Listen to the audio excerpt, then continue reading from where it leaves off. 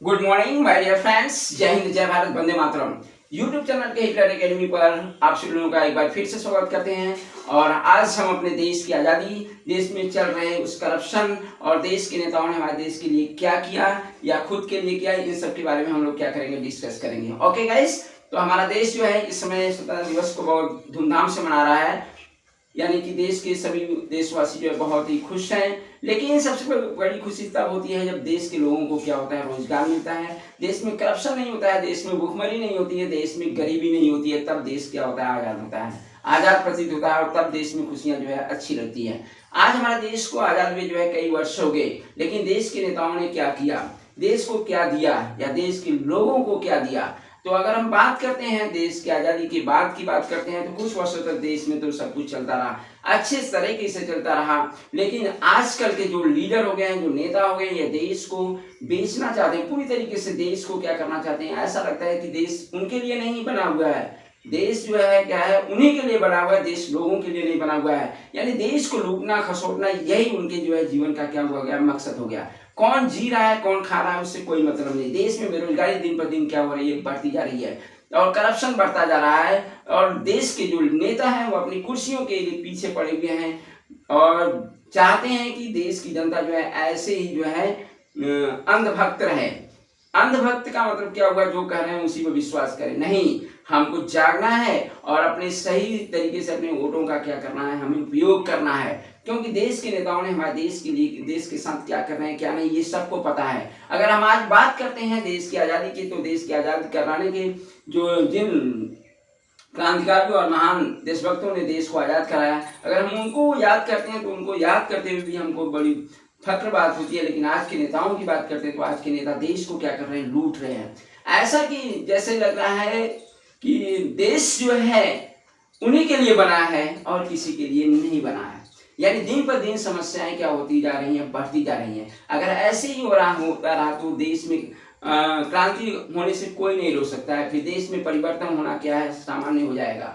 अगर हम बात करते हैं आजकल के लीडर की बात करते हैं, किसी भी पार्टी की बात करते हैं, तो वह केवल बात करते हैं, उनकी बातों में दम होता है और काम में कुछ नहीं होता है। अगर हम आज विजय थालापति की बात करते हैं, अगर वैसा सीएम जो है अगर हर स्टेट में होता तो हमारा देश जो है काफी तरक्की करता।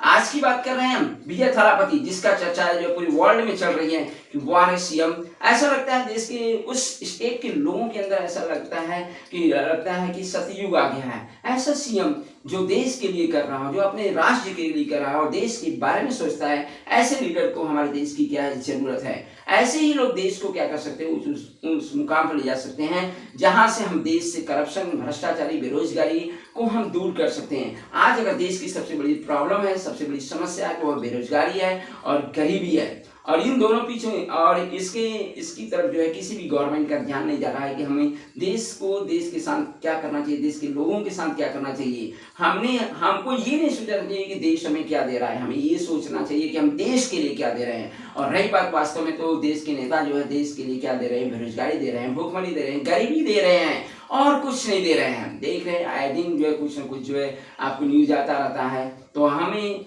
ये चाहते हैं कि हम आज़ादी के पर्व को इस खुशी से मनाएं और आने वाली जो आपके समय है उस समय का और अपने वोट का सही तरीके से इस्तेमाल करें और ऐसे व्यक्ति को हम वोटिंग करें जो देश के लिए जीता हो, अपने लिए नहीं जीता हो। और देश के लिए जीने वाला व्यक्ति ही क्या होता है, महान होता है। और ऐसे देशभक्तों की हमारे देश में क्या है, जरूरत है।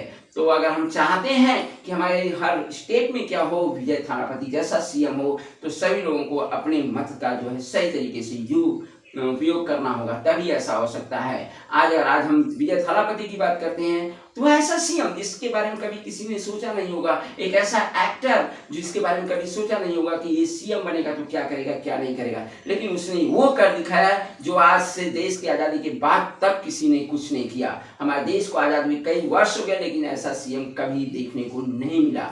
तो मैं यही चाहता हूं कि हमारे देश की, अगर हम प्रधानमंत्री की बात करते हैं, तो मैं तो यही चाहता हूं कि देश का जो प्रधानमंत्री है वह विजय थालापति को ही बनाया जाए। ऐसे व्यक्ति को जो जमीन से ऊंचाइयों पर क्या कर सकता है, हमारे देश को ले जा सकता है। और ऐसे ही लोगों को हमारे देश को क्या है, सख्त जरूरत है।